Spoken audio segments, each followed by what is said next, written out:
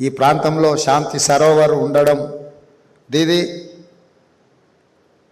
ब्रह्म कुमारी बहनों के ये जो शांति सरोवर हमारा राज्य में, हमारा शहर हैदराबाद में रहना हमारा बहुत खुशी है, हमारा किस्मत है।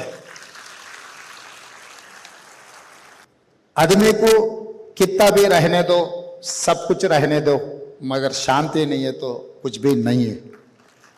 तो इसीलिए वो शांति देने के लिए हमारे बहन ब्रह्म कुमारी जितना कोशिश कर रहा है, तहे दिल से मैं धन्यवाद कहना चाहता हूँ तेलंगाना के मुख्यमंत्री के नाते पे।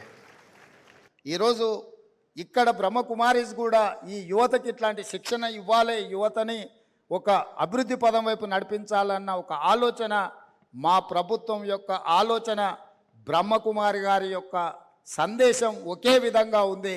ఈరోజు తెలంగాణ ప్రభుత్వం యొక్క ఎజెండాకు మార్గదర్శకంగా బ్రహ్మకుమారీస్ నిలబడడం, అలాంటి కార్యాచరణ తీసుకోవడం మా ప్రభుత్వానికి చాలా సంతోషం।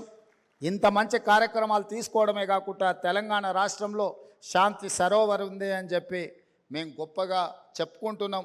ఈ సంస్థకు అన్ని రకాలుగా మా ప్రభుత్వం అండగా నిలబడుతుంది।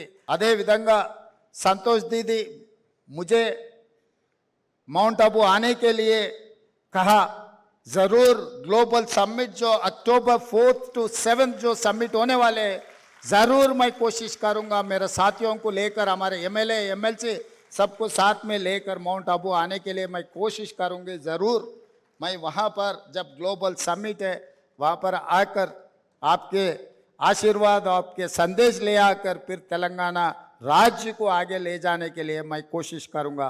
धन्यवाद भाई बहनों।